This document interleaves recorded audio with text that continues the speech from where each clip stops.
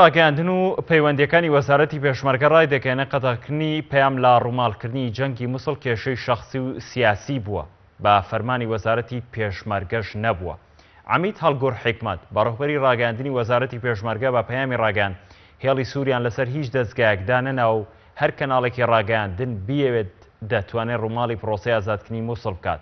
هاوکات سەبارەت بە ڕێگریەکانیان لە کەناڵی ئاسمانی پەیام بۆ گواستنەوەی ڕووماڵی جەنگی دژ بە داعش هەڵگۆڕ حیکمەت ڕایگەیاند وەک وەزارەتی پێشمەرگە هیچ گرفتێکیان لەگەڵ کەناڵی پەیام نییە و لە بەدواداچوونەکانیدا بۆیان دەرکەوتووە کە گرفتەکە جگە لە کێشەیەکی شەخسی و هەڵوێستێکی سیاسی هیچی تر نییە. کەناڵی پەیام هەر لە سەرەتای دەستپێکی پرۆسەی ئازادکردنی مووسڵ لە سنووری پارتی بە یەکجاری قەدەغە کرا و ئەوەش کاردانەوەی لای ناوەندەکانی تایبەت بە ڕۆژنامەنووسان و قونسوڵی وڵاتان لە ئەولێر ڕەنگیدایەوە و ئیدانەیان کرد.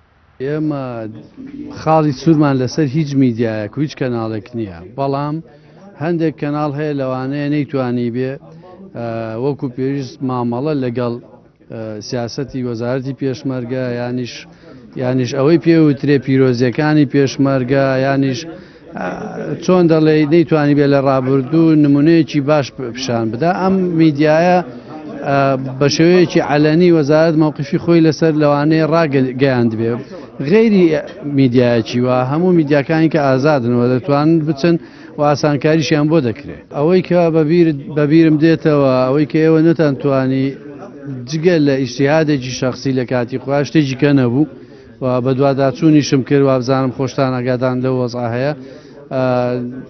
پێشتریش پێم وتن ئەوە ئیجتیهادێکی شەخسی بۆ گەناوەکو سیاسەتی وەزارەت و وەکو تعلیماتی وەزارەت ئێمە مەنعی ئێوەمان نەکردووە.